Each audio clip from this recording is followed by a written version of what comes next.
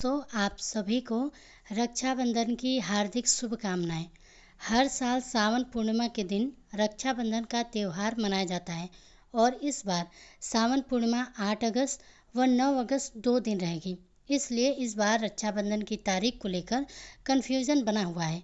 तो इस वीडियो में हम आपको रक्षाबंधन किस तारीख को मनाया जाएगा इसकी सही तारीख बताऊंगी और राखी बांधने का शुभ मुहूर्त क्या रहेगा, इस दिन भद्रा काल का समय क्या रहेगा, क्योंकि भद्रा काल अशुभ समय होता है तो भद्रा काल में भूलकर भी रक्षाबंधन का त्यौहार नहीं मनाना चाहिए।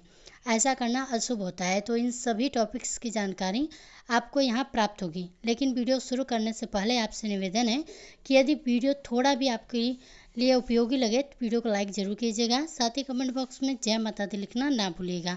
तो चलिए बात करते हैं रक्षाबंधन की। तो देखिए, सावन की पूर्णिमा तिथि को राखी मनाने की परंपरा है। इस दिन बहनें अपने भाइयों की कलाई पर राखी यानी कि रक्षा सूत्र बांधती हैं और भाई की लंबी आयु के लिए कामना करती हैं। वहीं भाई राखी बंधवाने के बाद बहन की उम्र भर रक्षा करने का वचन देते हैं और आशीर्वाद स्वरूप गिफ्ट भी देते हैं।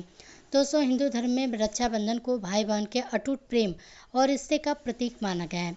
इसके अलावा इस साल रक्षाबंधन पर सौभाग्य और शोभन योग और शुभ जैसे योग बन रहे हैं जो इसे और भी खास बनाते हैं।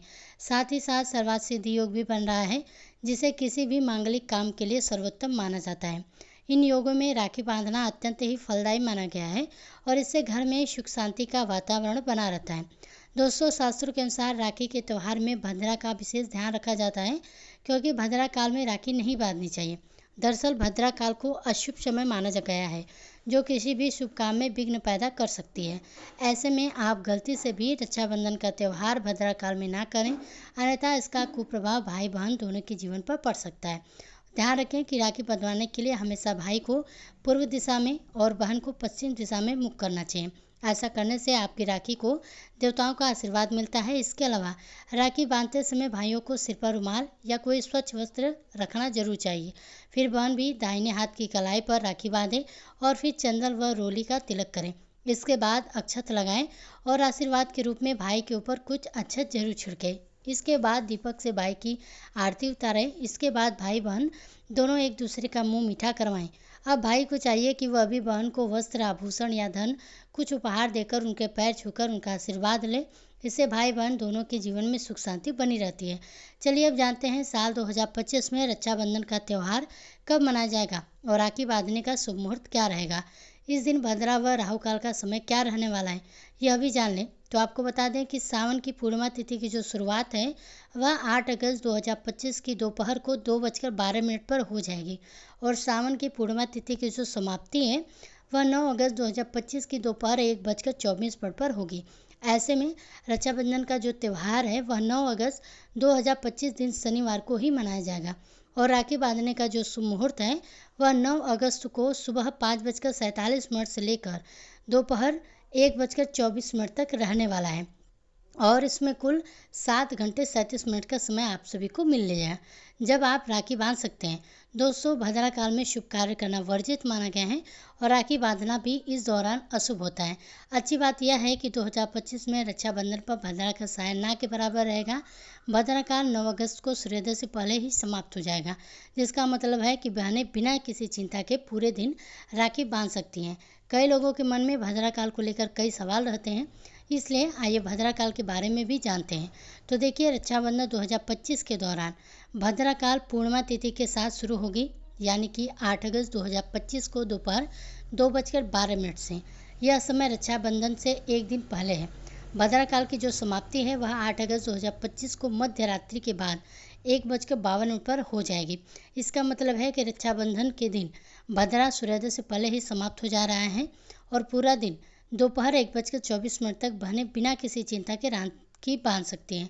आपको बता दें कि इस साल रक्षाबंधन पर कई शुभ योग बन रहे हैं जो कि इस पर्व को और भी खास बनाते हैं। सौभाग्य योग, शोभन योग और सर्वार्थ सिद्धि योग इस दिन मौजूद होंगे। ज्योतिष शास्त्र के अनुसार इन योगों में किए गए कार्य सुफलदायी होते हैं और जीवन में सुख समृद्धि लाते हैं। ब्रह्म मुहूर्त इस दिन होगा सुबह 4:42 से लेकर 5:04 तक और अभिजीत मुहूर्त सुबह जो दोपहर को है 12:70 से लेकर 12:53 तक रहेगा। इस दिन सूर्योदय का जो समय है सुबह 5:47 पर रहेगा।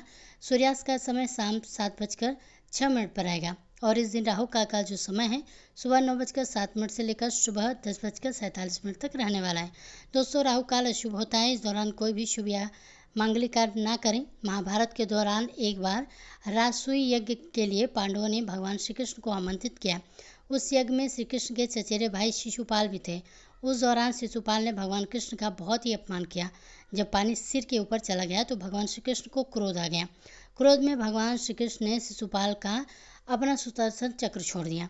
शिशुपाल का सिर काटने के बाद जब चक्र भगवान श्री कृष्ण के पास लौटा तो उनकी तर्जनी उंगली में गहरा घाव हो गया। यह देखकर द्रौपदी ने अपनी साड़ी का एक टुकड़ा फाड़कर भगवान श्री कृष्ण की उंगली पर बांध दिया। द्रौपदी के स्नेह को देखकर भगवान श्री कृष्ण बहुत ही प्रसन्न हुए और द्रौपदी को वचन दिया कि वे हर परिस्थिति में हमेशा उनके साथ रहेंगे और हमेशा उनकी रक्षा करेंगे। उससे श्रावण पूर्णिमा ही थी। इसके बाद जब द्रौपदी का चिरहरण होने वाला था तो श्री कृष्ण ने अपना वचन पूरा किया। तो दोस्तों, यह जानकारी आपको कैसी लगी? अच्छी लगी हो तो वीडियो को लाइक कीजिएगा।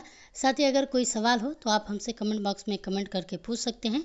अन्यथा नहीं है तो कमेंट बॉक्स में जय माता दी लिखना ना भूलिएगा। साथ ही इसी प्रकार वध से संबंधित वीडियोस को देखने के लिए हमारे चैनल को सब्सक्राइब भी जरूर कीजिएगा।